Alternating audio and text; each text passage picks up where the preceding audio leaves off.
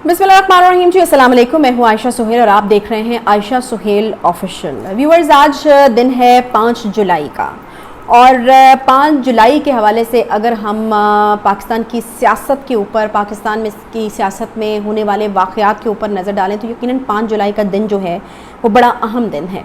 जी हाँ, मैं बात कर रही हूँ 5 जुलाई 1977 के हवाले से, जब आर्मी चीफ जनरल ज़ियाउल हक ने इसी तारीख़ को 1977 में वज़ीर-ए-आज़म ज़ुल्फ़िकार अली भुट्टो का जो तख्ता था उल्टा किया था, उनकी हुकूमत का, और आइन की बालादस्ती पर शब खून मारते हुए मुल्क में मार्शल लॉ का नफाज जो है वो किया था। पीपल्स पार्टी हर साल इस हवाले से यौम सयाह तो मनाती है और इस चीज़ का जो एक एहतजाज है उसको रिकॉर्ड भी कराया जाता है। अच्छा, मैं आपको ज़रा थोड़ा क्विकली जो है वो इसकी डिटेल्स दे दूं कि एक्चुअली हुआ क्या था। 1977 के आम इंतखाबात में ज़ुल्फ़िकार अली भुट्टो की पार्टी ने 200 में से 150 नशिस्तें जो हैं वो जीत ली थी।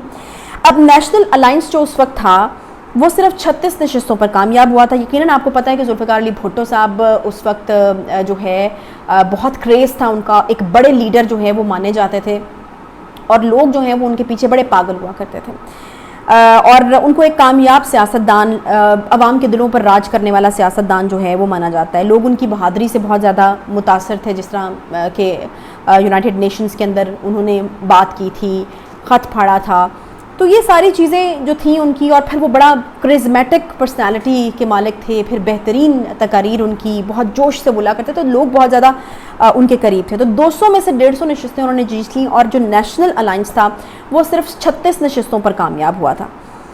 धांधली का इल्ज़ाम आयद करते हुए नताइज मानने से नेशनल अलायंस ने उस वक्त जो है उन जो 150 नशिस्तों पर कामयाबी थी उसको मानने से इनकार कर दिया।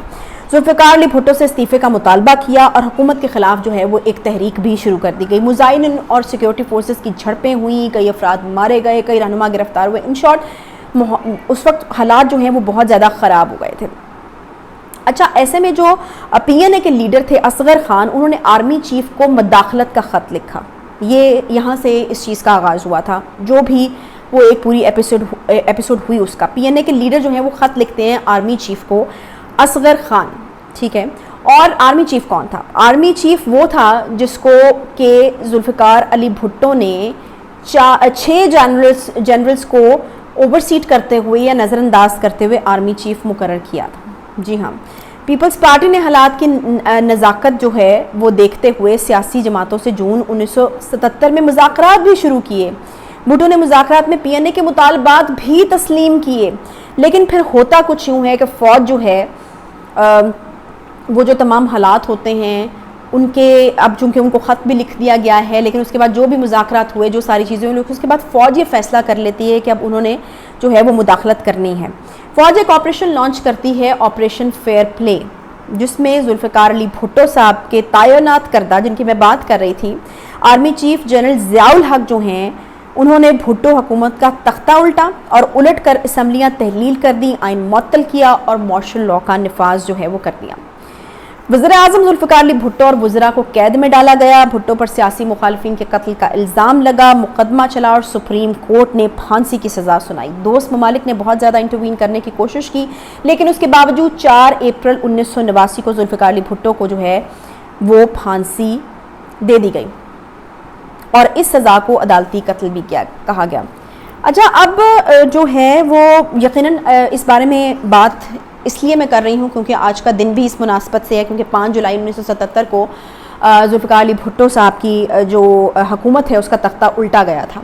लेकिन आज जो ताज़ा ख़बर इस हवाले से है वो भी इससे जुड़ती हुई कहीं ना कहीं हमें जो है वो दिखाई दे रही है। अच्छा, ये ज़ुल्फ़िकार अली भुट्टो के साथ जो हुआ वो भी पहली बार नहीं हुआ, और उसके बाद फिर जिस तवातुर के साथ पाकिस्तान की जमहूरियत के साथ जो खिलवाड़ होता रहा है वो भी कोई नई बात नहीं है। पाकिस्तान में तो इस चीज़ की तारीख़ है, जिस तरीके से पाकिस्तान की जमहूरियत के साथ खिलवाड़ होता रहे। हामिद खान साहब, इस नाम से कौन वाकिफ़ नहीं होगा, PTI के एक बहुत जो है वो प्रोमिनेंट रहनुमा, बीच में वो PTI से काफ़ी अरसे तक नाराज़ भी रहे। हामिद साहब की रिप्यूट जो है वो अच्छे एक मोतबर आदमी की है। वो एक बयान देते हैं जो कि मैं तो ये मानती हूँ कि शायद एक तरह से कन्फेशनल स्टेटमेंट है। अच्छा, मैं आपको बताऊं, आपके पॉलिटिकल एफिलिएशंस कुछ भी हों, चाहे आपका झुकाव जो है वो पीटीआई की तरफ हो, चाहे आपका झुकाव जो है वो पीपल्स पार्टी की तरफ या नून लीग की तरफ हो, कुछ भी हो, लेकिन पता है कि ये बहुत सारे लोग जो हैं वो स्टेटमेंट पे, मैं स्टेटमेंट भी आपसे शेयर करती हूँ कि क्या स्टेटमेंट है उसका।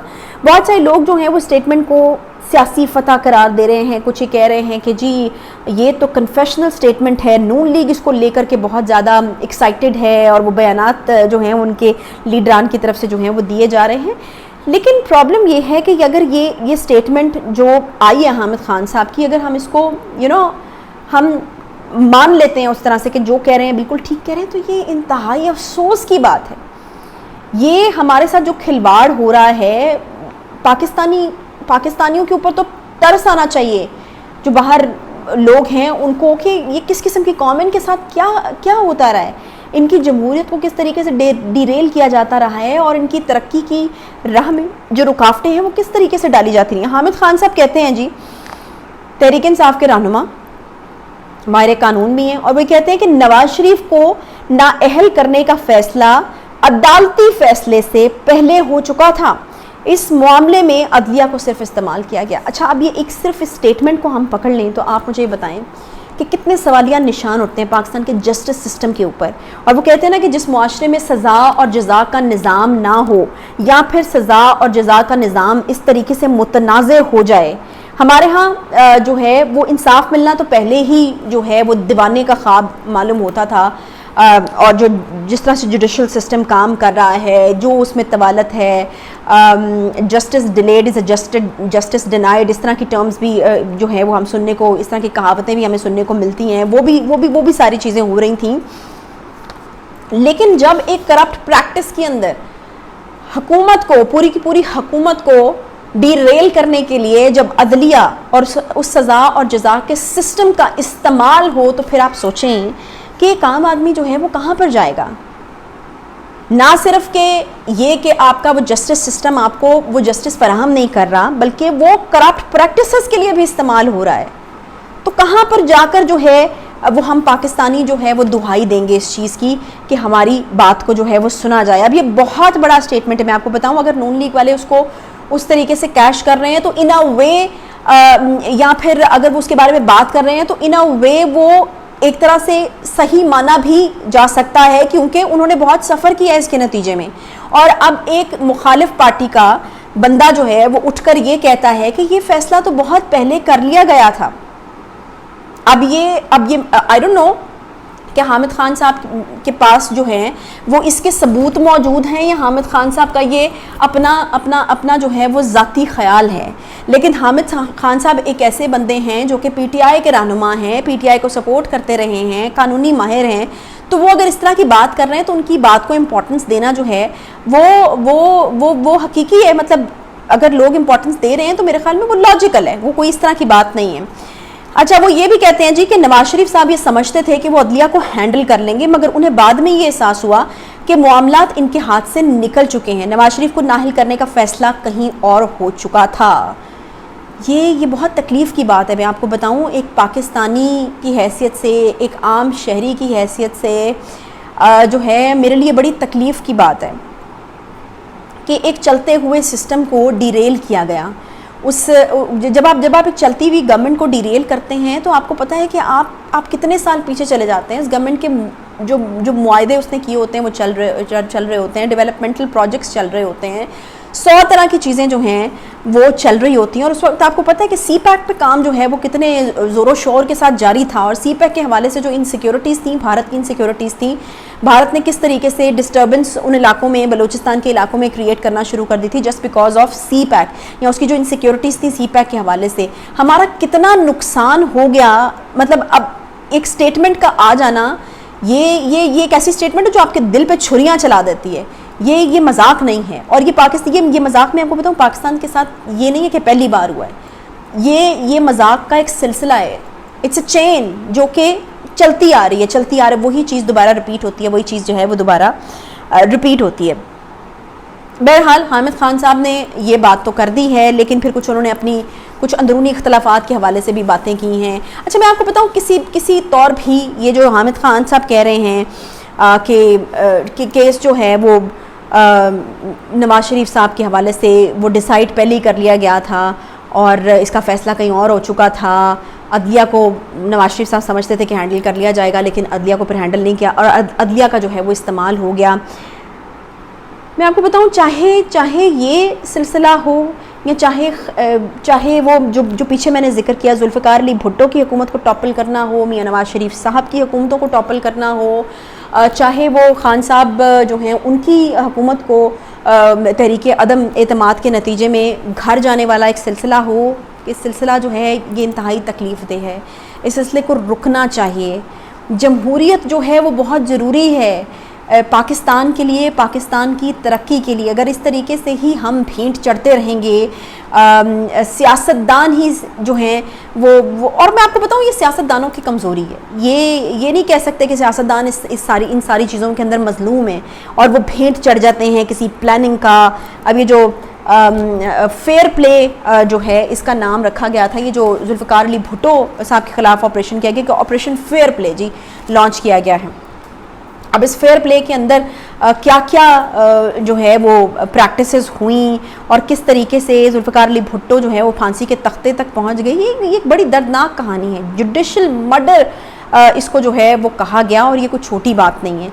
मतलब एक बंदे का जुडिशल सिस्टम के ऊपर से एतमाद उठ जाना जो है उसमें कोई अजीबोगरीब बात नहीं है। अगर इस तरह की मिसालें जो हैं वो हमारे सामने मौजूद होंगी और अब हामिद खान साहब उठ के कहते हैं कि जी अदलिया को इस्तेमाल किया गया, वो फ़ैसला अपनी मनपसंद का जो फ़ैसला है वो लेने में, और उसके बाद फिर खान साहब की जो गवर्नमेंट है वो तहरीक अदम एतमाद जो है वो उसका शिकार बनती है। खान साहब का जो भी उस हवाले से एक बयानिया हो या जो भी हो, लेकिन वी नो ना कि पाकिस्तान में चीज़ें किस तरीके से होती हैं, पाकिस्तान में गवर्नमेंट्स को किस तरीके से टॉपल किया जाता है, किस किस्म के ऑपरेशंस जो हैं वो लॉन्च किए जाते हैं। तो ये सिलसिला जो है ये रुकना चाहिए, ये नहीं होना चाहिए। अगर हम इस तरह से इन चीज़ों की भेंट चढ़ते रहेंगे तो फिर जो है वो हम तरक्की का वो जो ख्वाब है उसको कभी शर्मिंदा ताबीर जो है वो नहीं कर सकते हैं, मैं आपको बताऊं। और ये जो फिर जब हुकूमतें टॉपल की जाती हैं फिर उनकी जगह पर जो है वो कुछ पार्टीज़ वजूद में आती हैं। अब ये देख लेना, ये जनरल ज़ियाउल हक के दौर में जुनेजो की मुस्लिम लीग, परवेज़ मुशर्रफ के दौर में काफ लीग और पीपल्स पार्टी पैट्रियट जो है वो बनाई गई थी।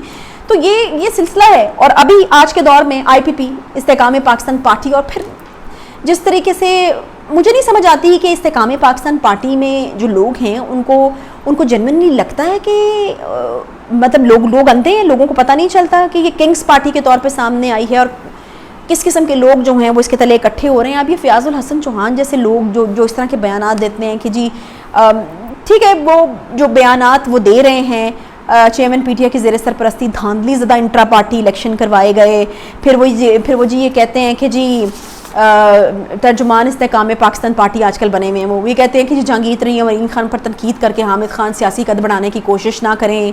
और हामिद खान साहब तो पहले ही आम कारकुनान और सियासी रहनुमाओं की में कदर की निगाह से नहीं देखे जाते थे। जो हामिद खान साहब हैं वो कहते हैं कि ये सबसे ज़्यादा शफाफ इलेक्शन थे और उस वक्त खान साहब को कहा गया था कि ये जहांगीर तरीन, अलीम खान और इन लोगों से जो है वो जान छुड़वा ली जाए, लेकिन खान साहब ने जो है वो उस वक्त जान नहीं छुड़ाई। जस्टिस वजुद्दीन ने उनको कहा था लेकिन जान नहीं छुड़ाई। बहरहाल ये अब इल्ज़ामात का एक सिलसिला है। तर्जुमान इस्तेकाम पाकिस्तान पार्टी, क्या बात है।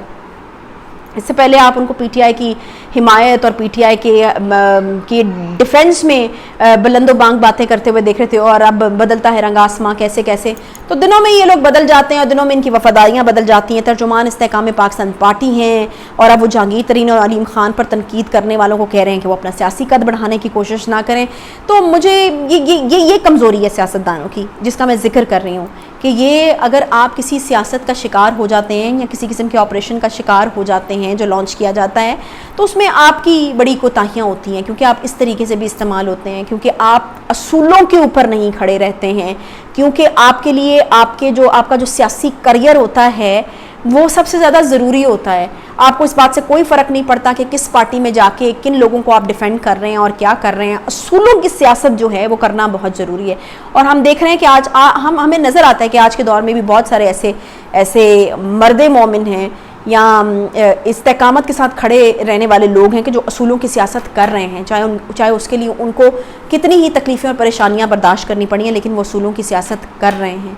तो जब तक इस मुल्क में असूलों की, प्रिंसिपल्स की सियासत नहीं होगी और जब तक मुफादात की सियासत होती रहेगी, मुझे लगता है कि ये जो निज़ाम है ये इसी तरीके से चलता रहेगा। हमारे यहाँ जमहूरियत बार बार डीरेल होती रहेगी, हम सियासतों का शिकार जो है वो होते रहेंगे। और फिर अगर आप तरक्की करने के बारे में सोचते हैं कि कौन से ऐसे ममालिक जो पाकिस्तान से आगे पीछे आज़ाद हुए थे और फिर आज देखें आज वो तरक्की याफ्ता ममालिक की फ़हरिस्त में जो है वो पहले चंद नंबरों पे हैं, तो फिर आप भूल जाइए। आपको कुछ बेसिक्स ठीक करनी पड़ेंगी, उसके बग़ैर यहाँ पर चीज़ें नहीं ठीक हो सकती।